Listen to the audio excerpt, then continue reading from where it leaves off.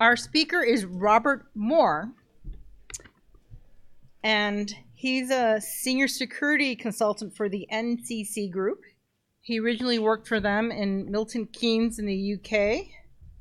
He's now based out of Seattle. His previous academic background is intelligence-based national security. He just told me he learned Korean and actually crossed the border into North Korea. Oh my God. Use it or lose it. I lost it, right? So he's lived and studied abroad in multiple countries before moving onto the tech side of security. Here we go, Robert. Perfect. Hello. I don't like to spend too much time on a bio. I figure if you really want to know about me, you can try to stalk my LinkedIn or something. So this is Blarney and Brigandry. The name was kind of whimsical because, you know, all my colleagues are British and, you know, it's just amusing. So this is kind of physical breach operations and war stories. I'd like to have a lot of fun with this. So it's not too crazy, like technical, but it really kind of, I think it gives a really good dive over what like physical operations look like, especially because, you know, there's been a lot of media attention around some, and you know, they're not easy, they're not straightforward all the time, and there's a lot of different random complications. It's both really fun, and it's both a pain in the ass sometimes as well. So kind of who is Black Red Team, and I'll go into that in a second. Brexit survivor. I managed to flee right in time. Energy drink aficionado. You can see she's already weaned me off of that for water. So I'm very highly caffeinated right now. So that's just kind of me, you know, that one of the CSOs of a company that we did, he kind of sent me the image. He thought it was hilarious. He's like, okay. So Black Team, you can't just make up words, right? What's with all these extra teams and colors and spectrums of the rainbow and stuff like that? And, you know, traditionally, I get it. It is very much under the Red Team umbrella. I'm not going to argue that with anybody. Right now, that term is spreading aggressively through the UK and like EU financial sector, and also through Australia and like Singapore and APAC. And there's a very good reason for that. And it's not just kind of us kind of making shit up because it sounds cool, which it also sounds a lot better than a physical pen test because that's already like one step away from HR. And so, you know, it's kind of like, wait, you know, so oftentimes with these engagements, the reason why we specifically cordon off to the term Black Team is because I'd say well over half the engagements that I do, they say you're not allowed to touch the network. Don't do anything. Like, absolutely not. Hard no. Anything you do on the network is, you know, you're essentially going to lose our business, right? So there are clients that have like a lot of confidential things, and that's fine, right? They don't want us to look at that, but they would like us to test their physical security.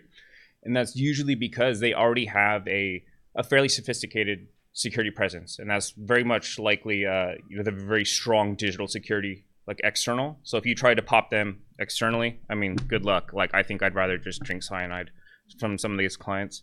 But the second you touch their physical security, they get knocked over. Like, just, it's stupid easy sometimes. So some of this may sound really impressive, but sometimes it's just been like laughably easy.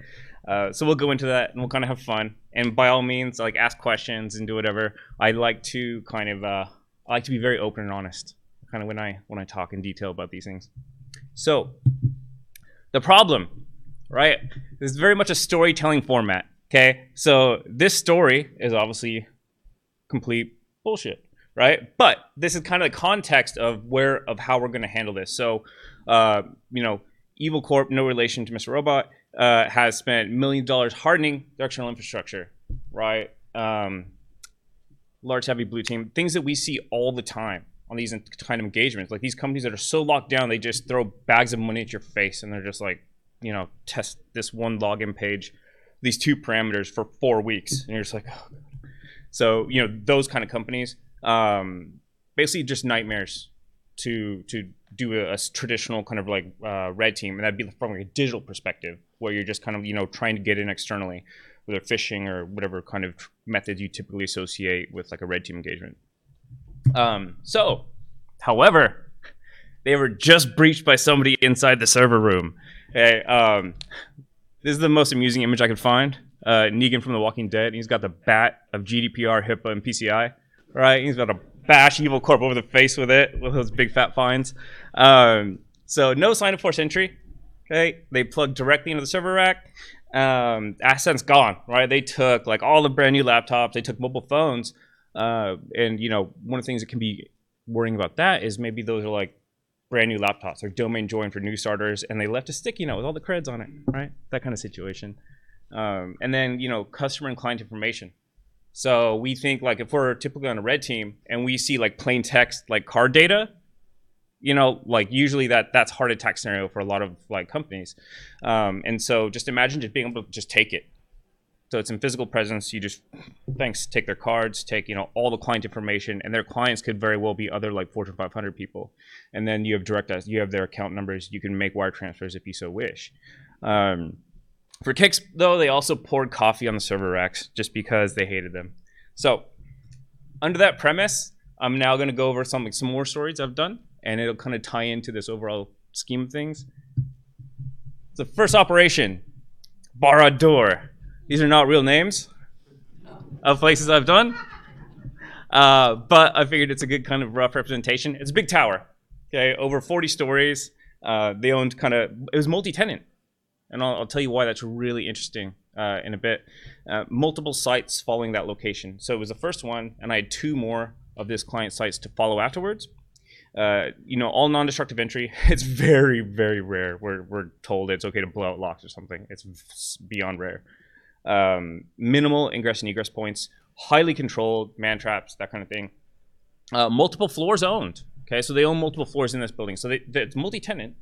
Okay, so they don't own the building itself. So reconnaissance. Okay, so I arrived on site. I'd already done some kind of passive OSINT online before I got there. But when I showed up, on their online presence, they said, we officially lock our doors at 8 o'clock. Okay. And I specifically did not have authorization from the building management. Okay. Because at that point, if I was to breach the building after 8 o'clock, that would be illegal. Okay. That was not within my scope. However, I could walk in that building during public hours, not a problem. Walk in there, and I almost had a heart attack of just how stupid easy this was.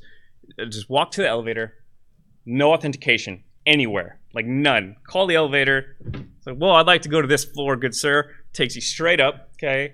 No badging of any kind, just straight up. And that middle one right there is the stairwell. So I wanted to double check, okay, is there authorization or kind of badging from the stairwell? No. It's like, well, why even have that latch plate there? Like, it was just unlocked. There's just no reason. And then the hallway, right? If you look there, so I'll tell you right now, these are all black and white, and that's just for kind of data sanitization. And so I'll throw in some color where I can, but it's just kind of me erring on the side of caution. So in case you're wondering, hey, are you like poor and you don't do color? Like, you know, so that's kind of why. So anyways, if you see right there, there's no CCTV in that hallway. I was literally just waltzing around with kit. Like, and I was just like, this is ridiculous. Just taking pictures, documenting everything. As you can see, frolicking. So the first day was very much kind of like passive reconnaissance. I always like to do a heavy amount of it. I find in these engagements, the vast majority of your effort is going to be reconnaissance. It's going to be passive OSINT.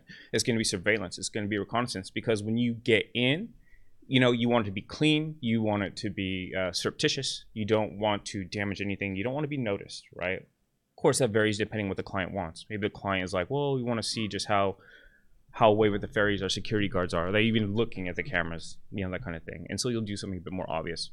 But for this one, I was very bored and I kind of wanted to have fun with it. And that was my manager, who's done a lot more than these. He's like, you know, Robert, like, just have fun. So if you can see the picture on the left there, yes, I'm in the bathroom. No, I'm not pooping. I'm not actually using the facilities. I'm just sitting there waiting for the cleaners to go by. You know, it's pretty standard cleaner time, like right after the business closes. And then, because this is the second day, I had some tools I wanted to sneak in. And I wanted to have a lot of fun with it. And guess what time of year this is around right now? December. Oh, yeah. Oh, yeah. So what I did before this is the second day, before I went in there, I went to Walgreens, which is maybe like a block away. And I found the cheapest Christmas wrapping paper I could possibly find, right? And my mother taught me how to wrap presents really well, like when I was younger. So I was sitting there and wrapped up my gift, and then just walked it right past security. And they're like, yeah, it's normal, whatever, right? Oh, he's just bringing like an office present or something. Get up there, and, you know, as in line with a lot of like tech companies that aren't really security savvy. Anyone familiar with the motion sensor, like the passive infrared, where you just take the compressed air and turn it upside down? Yeah. If you're not, it's, I mean, this isn't my consent to use this for nefarious purposes. You just turn it upside down, you give it a couple, you know, like a gust of air, and bang, the door opens. Okay. So typically you find two methods of egress in a lot of companies. Most fire code, every fire code will mandate that you have to push a button, like, or fail open, right? Some kind of manual release. But oftentimes they like both. People are lazy, right? So am I. I like a door to unlock for me when I approach it. I don't want to have to actually try to open the door. So that's what a lot of these do. You just do it, right? Boop, door opens up, job done. No alarms, no nothing. So I like to call this CVE ho ho ho. I have not submitted it. I might. So anyways, I unwrapped it, and it's an under door tool, right? They're like $35 online. They're really fun to learn how to play with. You will mess up a door learning how. To the right is the server room that we eventually got into. The funny part with this is when I was trying to get that, I was like, oh, why isn't it working? Like, I don't understand. And they had these beefy handles, like these huge, heavy handles that were super slick, and you just need like a giant palm to like open them. And I'm like, how is this stupid little tool going to get it on the back? And so I rummaged through their supply cabinet and just scotch taped, you know, all the way around the end. And after sitting on my knees and just leaving this huge oil print on the door trying to push it, like while I was opening the door, eventually opened. Okay, got in. Okay, we're in the server room. And at that point, you know, it was fulfilling the objectives. There was like unencrypted hard drives, things like that. One thing I do like to stress on physicals is it's not always about depth, right? It's not about, for example, in pen testing, it's not about getting DA all the time, right? You need to prioritize what the client's after, and the kind of like their security threat. So, but you know, something you kind of work with in scoping. This is part of that. So, you know, pop the server room, get in, get an IP address, see, you know, what kind of security violations are there. Then this, I actually was in a conversation with some guys last night here, and we imbibed a lot of drink. Come to find out, we had both seen this video, right? I'm not going to pull it up right now because I don't think I have internet access.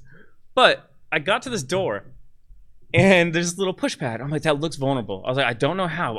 There's got to be a bypass. There has to be, right? And so I'm sitting on my phone on YouTube, and there's this mom, and she's just bored, and she's like, oh, I found this lock in my backyard, and she's like, let me show you how to hack it. And I'm like, no, right? And she holds down that tab, and she takes a little pen and enumerates through, and she's like, oh, just wait for a little click, and you found the first digit. I was like, no, right? And she's like, reset, and then just press a button, hold it down again, and just keep enumerating. I was like, no. Went through all four, worked a charm, right? Worked beautifully. You see, that's a big, nasty key, right? There's no way. Like, if I can't pick something in 30 seconds, I'm moving on. There's no way in hell I would have been able to pick that. But I thought this was a fascinating finding. And so open it up, and in that room was just swag, tons and tons of swag. And you know, because I had 2 more sites following, this allowed me to then look like a full employee. Like, if you print a badge that looks exactly like a work badge and you're wearing their swag, nobody cares. Nobody cares, like especially in California. Like, nobody cares at all. They're just like, okay, you want some snacks? It's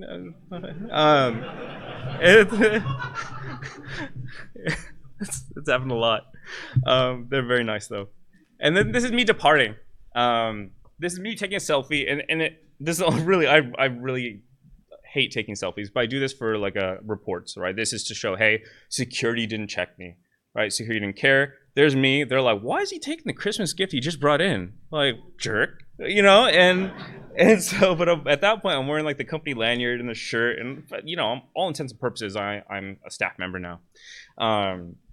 So departing as a new employee. So this literally, if kind of when I went back through the attack vector, it would take just very minimal amount of time to get that level of access. Like that $35 like underdoor tool, like to pop the server room, which had an unencrypted like CEO hard drive in it.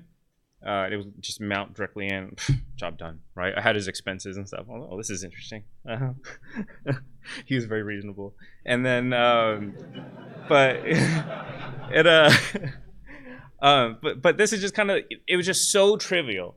And you know, this is when you start to realize the world's kind of held together with silly string and hopes and dreams. The second one, I wrote a blog post on this. It's not a self-plug or anything, but it goes into more detail if you're curious. The evil Pokemon trainer. And, like, I play Pokemon Go with my mom. All right, level 37. I don't care. And so I'm like, there's got to be a way to use this, right? It's so stupid, right? The stupider you get, the more people will just write you off sometimes. And the trick is to be seen but not noticed. Right, you're always going to be seen at some point, but you never want to be noticed. The second you're noticed is kind of when you're burned, right? Or you need to figure out another way in. So this was a security company. Everyone was in that office. It wasn't specific to any kind of purpose. It had everyone from their security staff to their devs to HR to marketing, right? It's their headquarters. Covert entry only. They wanted as minimal presence as possible. This was... I was almost kind of worried about this until I actually got on site. This is another kind of thing where they're like, well, don't do too much on the network, but we want you to show proof of concept that you can get an IP. Excuse me. And they had, you know, some form of NAC and you know, network access control. So, you know, if you plug in, you shouldn't be able to get an IP. But if anybody's messed around with this, it wasn't the good form of NAC. And then they had a really sensitive alarm system. This is what they told me ahead of time. You know, it alerts on sound, it alerts on vibrations, you know, like all these kind of things. I'm like, okay, I'm a bit worried, and I'm trying to research it. And they're like, well, this is what it does. We're not telling you what alarm system we have, but we just want to make you afraid. And I was like, okay. So, reconnaissance. You see, just kind of just looking at the company from an outside perspective. This is from the kind of first day on site in the nighttime. The far left picture is the CCTV, and that little glowing is passive infrared. So your phone camera, you know, it actually picks up passive infrared, like sometimes, at least on certain wavelengths. That one you can see it was on. Sometimes it's a really ghetto way to see if the camera's on or not. Like you know, if you say, oh, there's 12, and you notice they're all on, but 2 like don't have it, you can be like, oh, well, you know, that might be a proper vector way in. You can see right there just kind of the type of readers they had. So HID readers. You know, I'm sure some people are savvy with RFID. That's something we also do, but the particular method for that would have been technically destructive. The other one right there, you can see kind of like how they install it. They actually installed those locks properly. Okay, so that pin, right? Like you couldn't like get in and shim that lock, unfortunately, or latch Lloyd, or whatever you want to call it.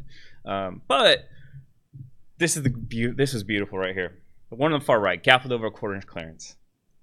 Okay, and this made me really happy. This security company, they had a fascinating like architecture presence where, you know, that VLANs upon VLANs upon VLANs thing initially, they had that but in a physical form, which I thought was like incredible. I've never seen anything like it.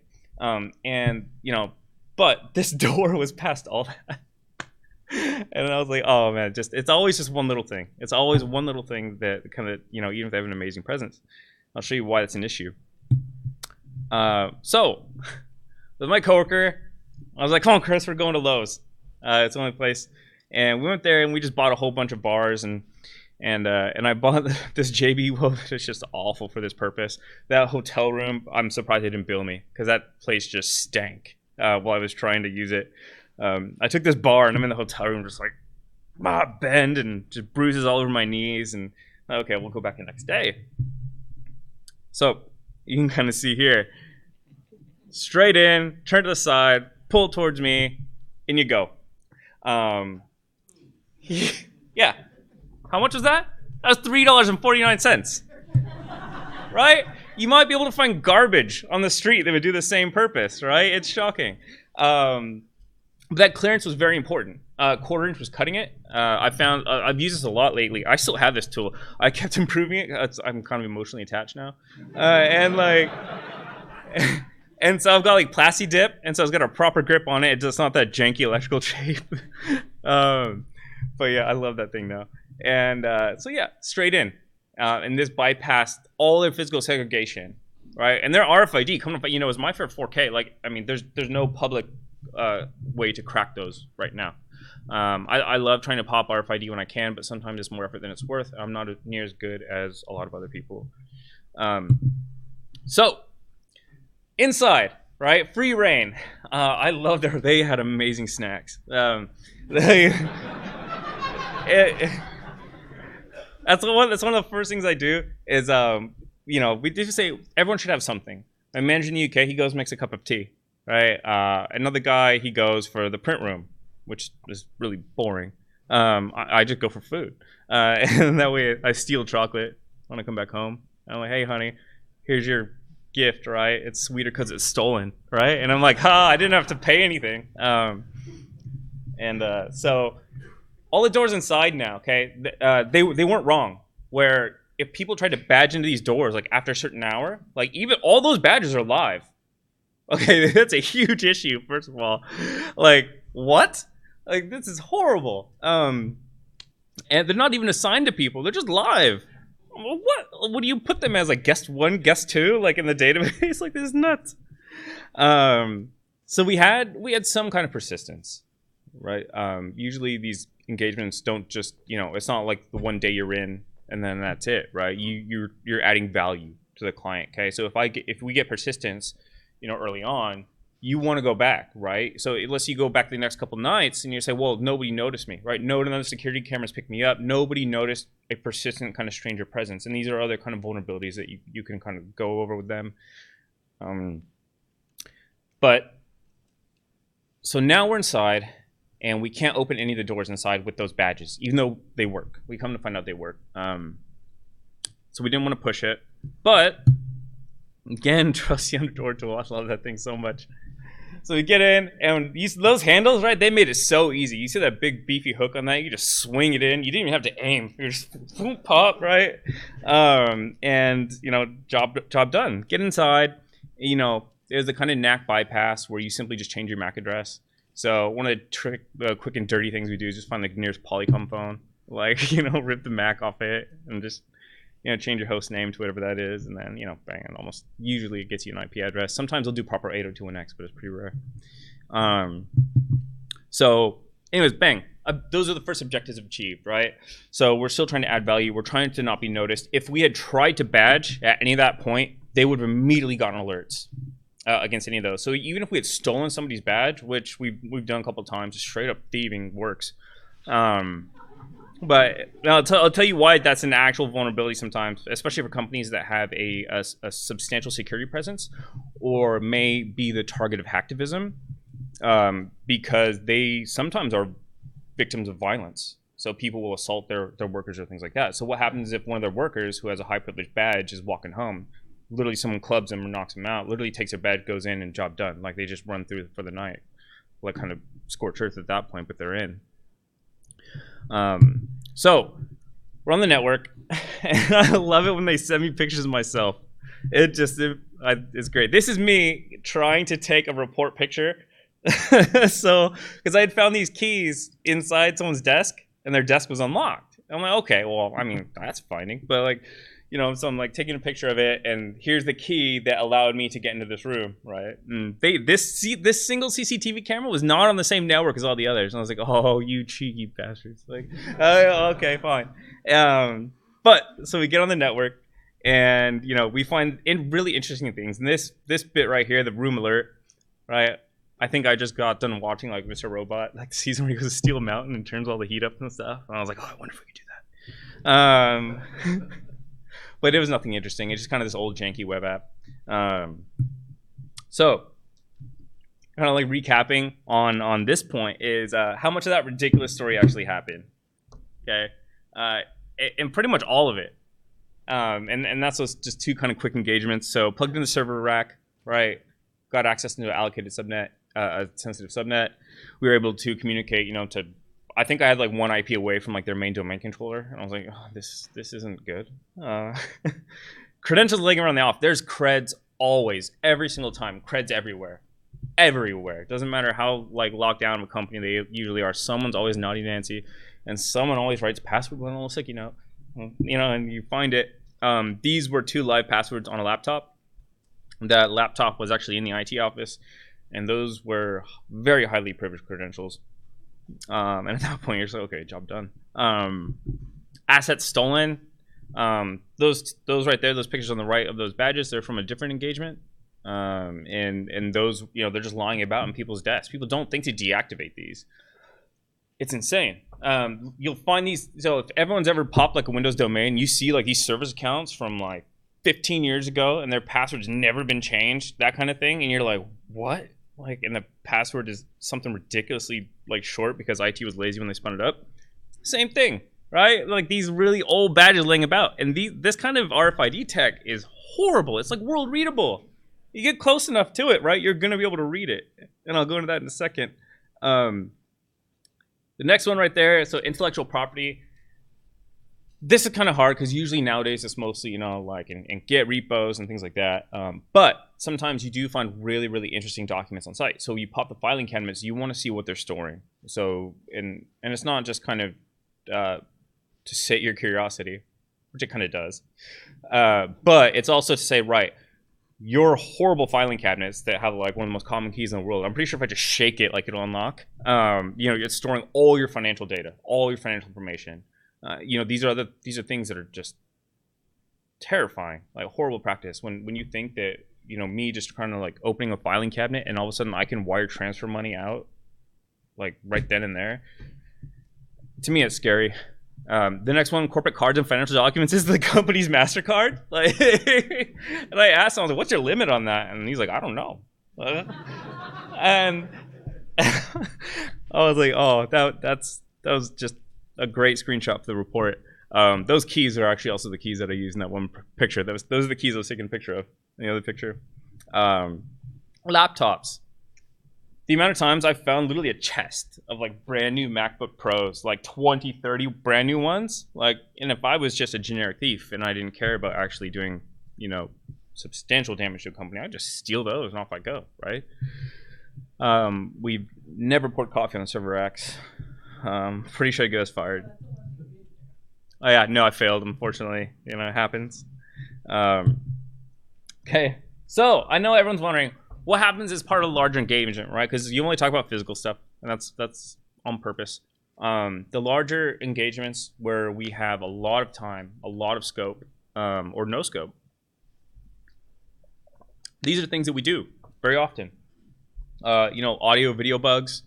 There's some very small, very reliable ones you can get nowadays, like dirt cheap off Amazon or Alibaba or whatever. Keylog, there's a million keyloggers nowadays.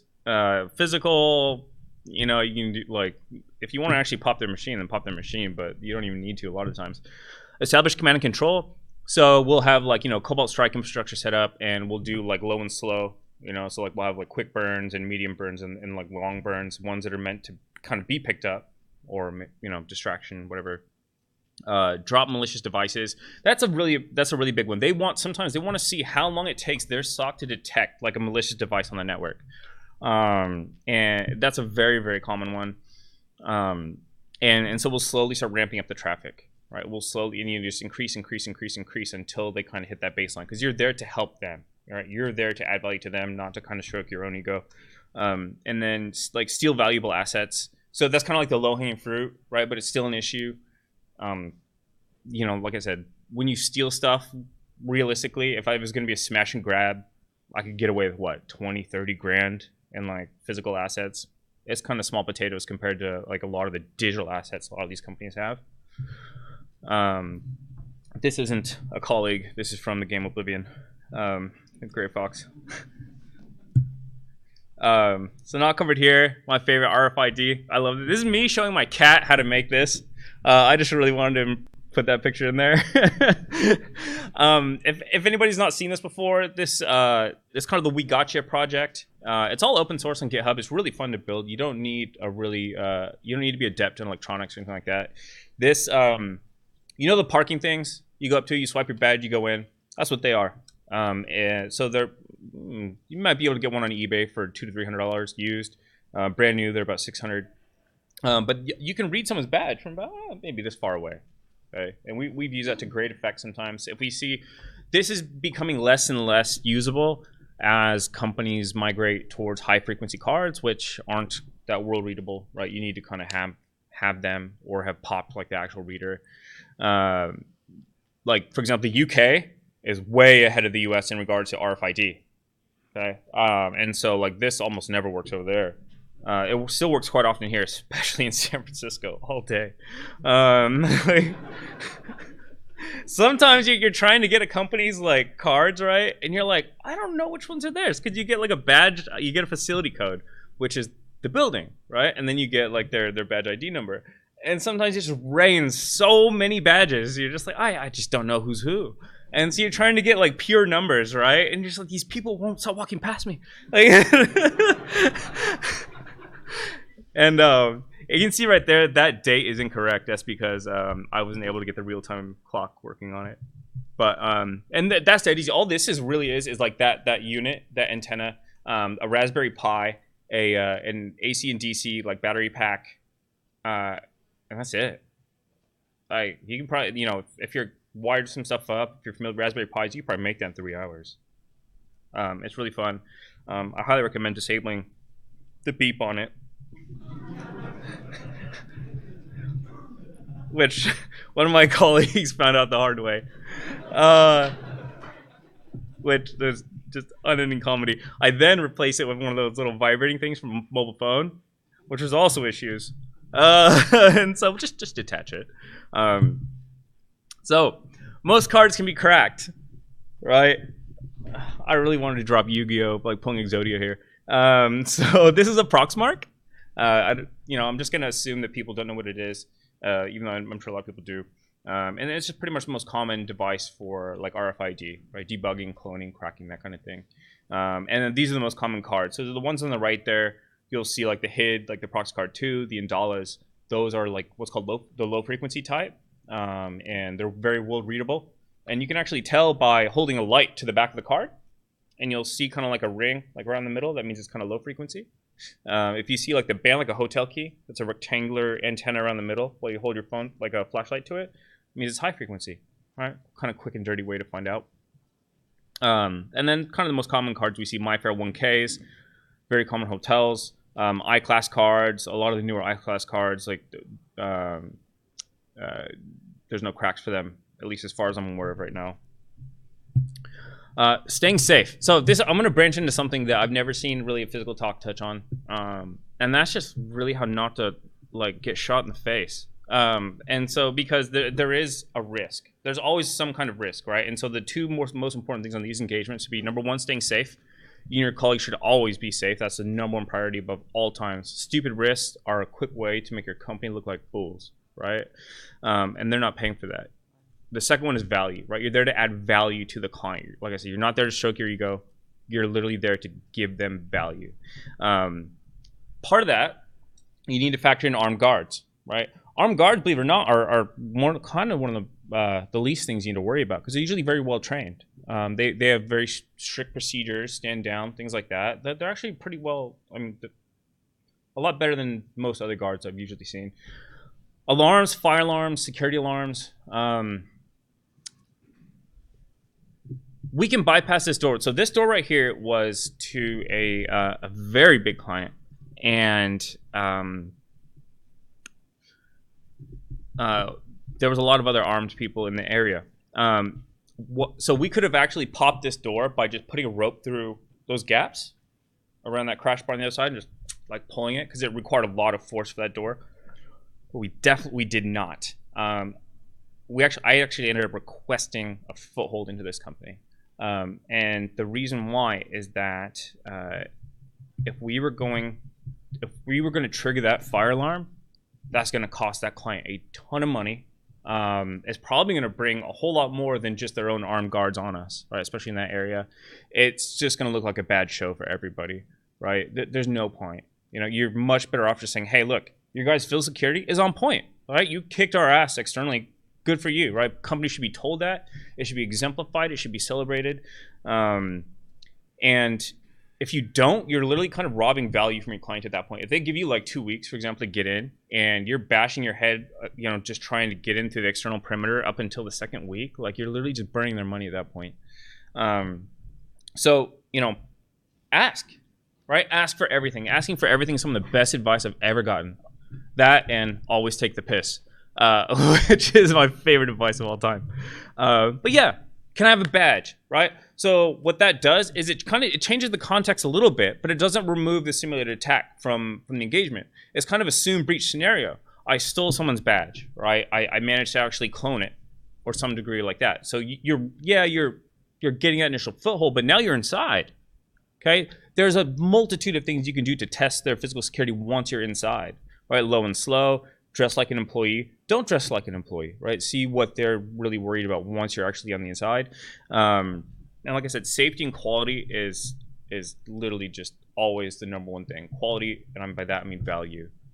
And sometimes a black team is overkill, right? I've shown up on site a couple of times, and account managers, they love to sell everything under the sun, and bless them, right? Because I love being black teams, but it could literally be like that barn door. I've showed up and literally doors are broken, like they can't lock.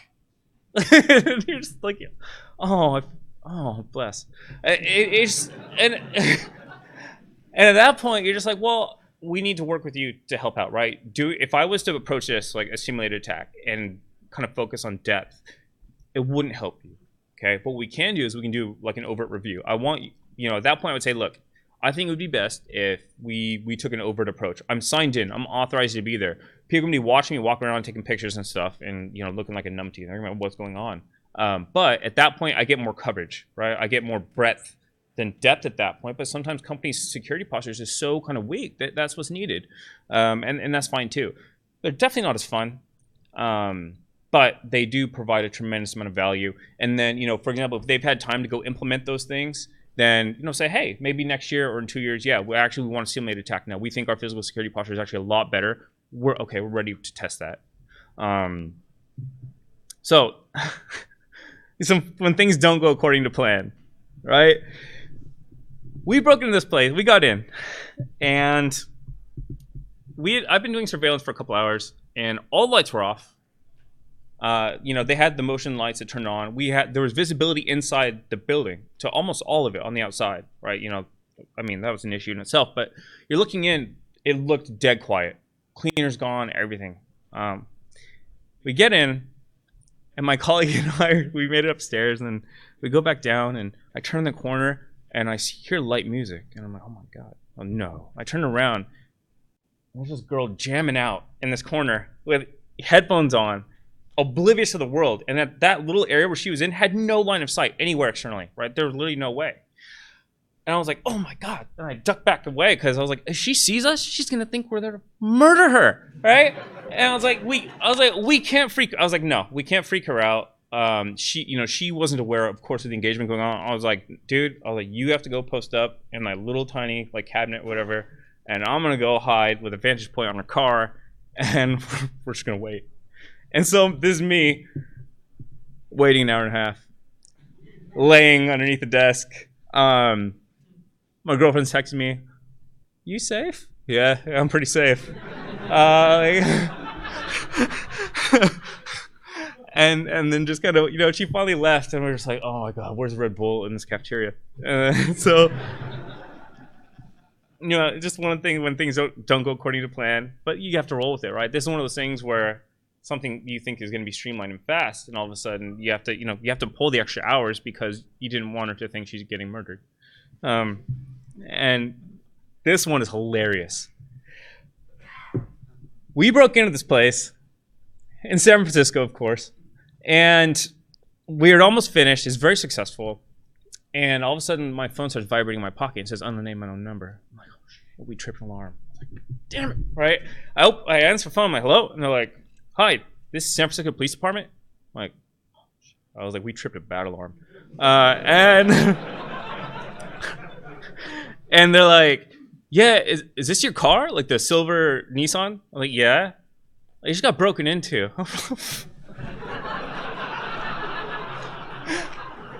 and I was like, I was like, in my head, I'm like, how am I? Okay, I need, because the car's right up front, and they're gonna see me leave the building with all these thieving tools. And I was like, guys, I'll be right out. And I was like, I went to my colleague, and we had done, we cleaned up. We were there, and I was like, can you just get the other tools? I'm gonna take out what I think is appropriate. And I go up there. I'm like, hey guys, this is my car. I'm gonna leave the letter, get a jail letter, right? I mean, I didn't cover that, but you should always have one of these. It's your authorization, okay? And it's usually signed by somebody who's like, like a facilities manager, CEO, somebody who is on site, or somebody who is aware that you're there. You can contact at all times. Just another kind of precaution. And they look at it and they're like, cool. And they didn't even they didn't verify it. They're just like, okay, like, yeah, you're good. But your car's not good, and you can see right there, and my colleague, I remember the cop. One of them looked at me, and there's 4 of them there, and they were very, very lovely. They were very nice. They had followed the person. They caught them. Like, they did fantastic. And the other cop, he's shining his light in my face, and he's like, "How long have you been awake?" And I'm like, "Do I look like I'm on drugs?" Like, I was like, "I don't know, 8 in the morning." And he's like, flashes the cars because of all those energy drinks, and there was 10. Like, and it was my colleague and I. We had just been hammering these, surveilling and stuff, and we just hadn't cleaned the car out. And he thought it was the funniest thing in the world. Once he saw a couple like sweats of blow up my head, he thought it was hilarious. And but anyways, and then we got a car replaced, and the engagement ended up still being a pretty strong success. That was very funny. So, tool demo. You're gonna boo me because I didn't bring it. Yeah, I know. Yeah. So I have an engagement I have to fly out to tomorrow, and it's so big and bulky. It's my excuse. I'm being lazy. So, one of the biggest obstacles that I found on these jobs is little things that just are a huge pain in the ass. And one of those are the crash bars. So you saw how I bypassed those double crash bars with that literally like that stick. Single doors of crash bars, especially if they have no clearance on the bottom, are a really strong deterrent. You can't really underdoor tool that well, and depending on how that crash bar is set up and how many pounds force it requires to engage it, it can be a huge kind of pain. And I'm not like a locksmith god or anything. I'm not like a deviant or anything like that. And so, to me, I love bypasses. So my uncle, I was telling him, he's an engineer and he thinks it's fantastic. He's retired, and of course he has no time. He has all the time in the world. And he's like, I was like, this is the thing I encounter. What can we do? And he's like, oh, you do something on a napkin. And I took it and went to Home Depot and just these steel bars. And what this does is it needs some optimization, and I'll tell you why. But this is essentially the under bar tool, and it's meant to go under a door, okay, and engage a crash bar from the other side. And that's using the leverage of the floor, right, to push against that bar. And so you can kind of see it in action right now. This is very much cheating. This is my apartment building. But this is a very strong crash bar that they have in there. That clearance on that door is huge, right? Usually you might see like a 1/4 inch clearance in my experience, rather, anecdotal. So it needs slimming, right? So I need to get stronger metals, and it can definitely be optimized. But this is it in action. As a property manager, can I just try this on the doors? And he's like, yeah. So you can see this is actually, it's got the cable like an under door tool, but it's mainly for balance. There's a slide, so you slide it under, and pop. All right, I use it at a data center actually, and it worked a charm. Yeah. So and that's just kind of like the simple janky tools that we have to develop on site, right? And a lot of it's not super crazy high tech unless you're into software defined radio or things like that. But a lot of these are just really simple kind of basic bypasses, because physical security is it's so lacking. I mean, and the implications are so massive. It's just berserk. So thank you for attending. Questions, or if you're done with me. 4:45, so I think we got 10 minutes for questions, so fire away. Yeah. Contract language best practices to avoid weird situations I know what you're talking about. I don't want to. Yeah, I don't want to reference anybody because I don't feel I have enough context to really comment on that situation itself. I don't think it's fair. One thing that I found helps a lot is when I do these engagements, I ask what kind of alarms do you have, and how do they notify? If I trip your alarm, who does it go to first? Right? Does it go to like your facilities manager? Does it go straight to ADP? Does it go to like the police department? Like how does worst case scenario, I do trip an alarm. How does that? What happens? Right? So I need to be prepared for that. They need to be prepared for that. Sometimes that's been the main barrier that we need to work around as well. Because, for example, like at a data center, when you trip an alarm, typically they need to notify like all their biggest clients if it's colocation. And so all of that has repercussions that are even a lot worse than getting a fire department called, right? And that looks bad on them, and so they lose face and potentially money with their contracts with other people. So it's something to always keep in mind. Another thing is scope. Scope is so important. It's really easy to say, oh, we could, breach that and go out of scope or whatever. But just take the piss within reason, right? So, if they say, do not go in that room. We've been told straight before, if you go in this area, they have guns, your letter doesn't mean shit there, right? I'm like, I'm good. Yeah, great. I was like, what color is it? How big is it? Like, can you even map to that place? But yeah, those are big. Another is like, stand down procedures. So, sometimes, for example, I've never had to do this, but I kind of figure it's more of, like riding a motorcycle. It's not if, but when you have to pull your letter. But, always have your get a jail letters on you. You should have more than one, definitely. And, just understand how they're going to react, really poke. And you can never ask for too much information, like on these engagements. And if, sometimes like clients are just like, here's all the information. You're like, hold up. Like you told us to simulate an attack. You're literally doing my job for me. And, sometimes they're so eager, which I love. They're so fun to work with. But and other times they're just like, you have the name of us and you have an address. That's all you get. And so sometimes you need to be forceful. But like I said, safety, right? Alarms tied directly into that. Armed guards, dogs. Dogs are a thing. Not for me, right? I love dogs. Yeah.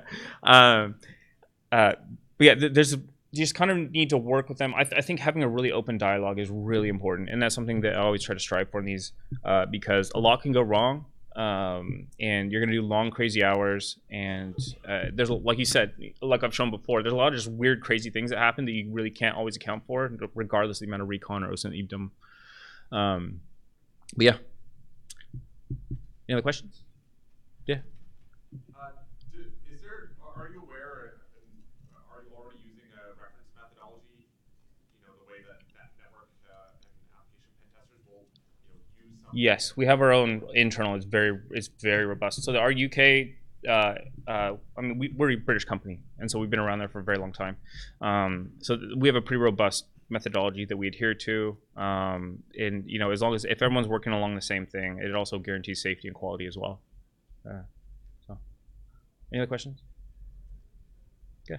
So you said that you don't really deal with the logical side so much, so an external pen test. So I do. I just want to focus on the physical. So when we do the full like kit and caboodle, I will steal everything. Like I mean, I have the sticky stamp fingers, like reasonable.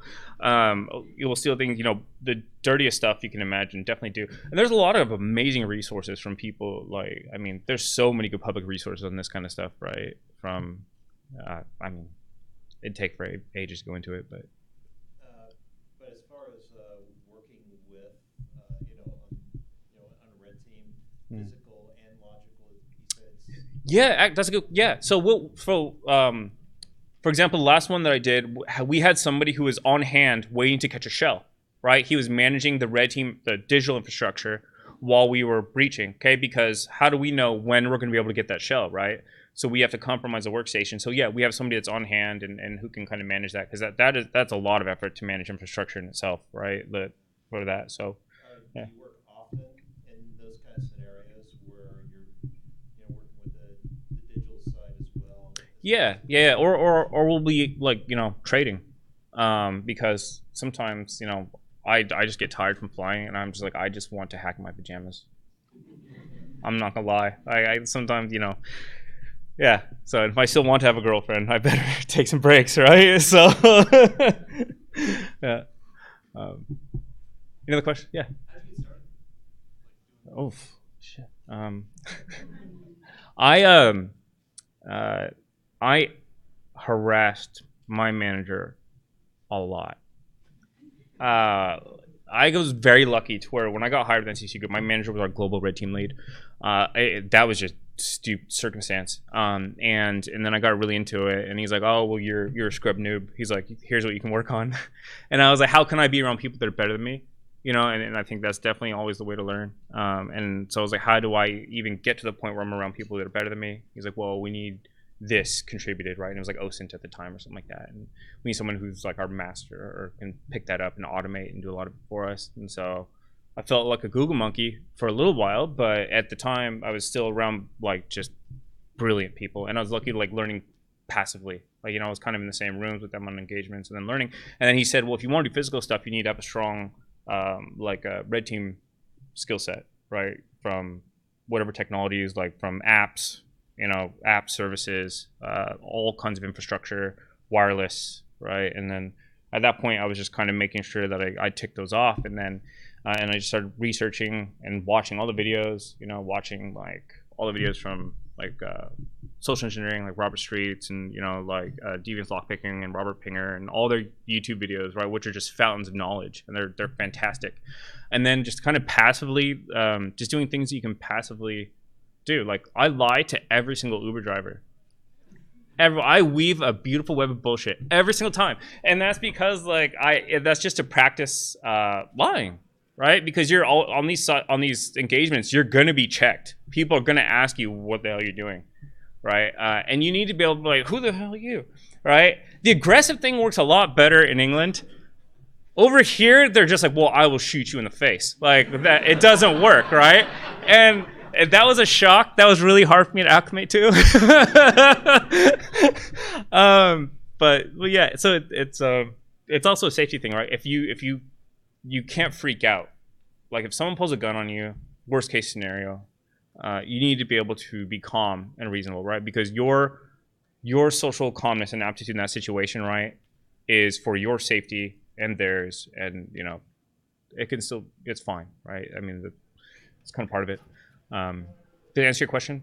Oh, cool. Yeah. We have 3 more minutes, so keep going. Yeah.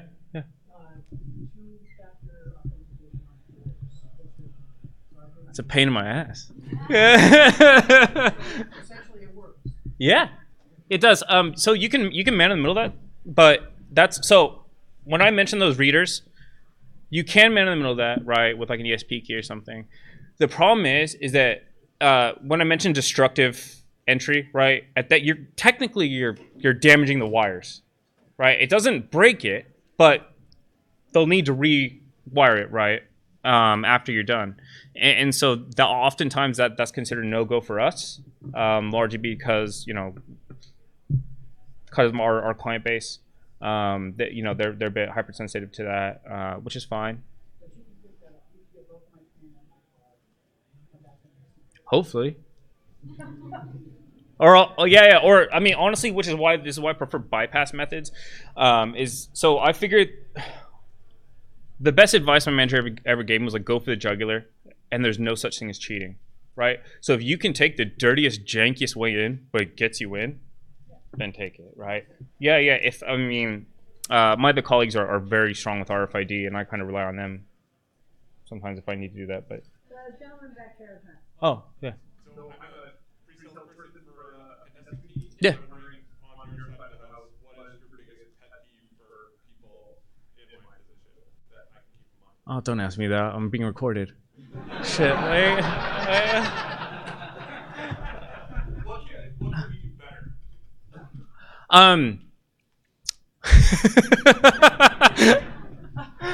We need to get some beers. So, 2 things. Establish scope, very important. like especially now, like now's the time of year where everything's on fire, like all the time, and everyone wants pen testing done now, and they want it done for like $5, and they're trying to get it with like Safeway Club card and shit. And it's just like, no, like, you know, you need to be like reasonable. Yes, we want the business, absolutely, right, but we need to be very reasonable with it. And if we rush it, we are delivering potentially sub-quality work, and that's not okay. And they would be delivered sub-quality work, and we don't ever want to deliver that, right? So sometimes it takes being stern. I work with a lot of account managers on these things, and I find an active dialogue. Like, so I will communicate with them a lot, so they're not making promises that, you know, a bit too much, for example. So I find I'd push for a huge open dialogue with the people who are more skilled in it, who have a lot of experience. Yeah. All right, I think we should wrap that up and thank Robert for all. Thank you.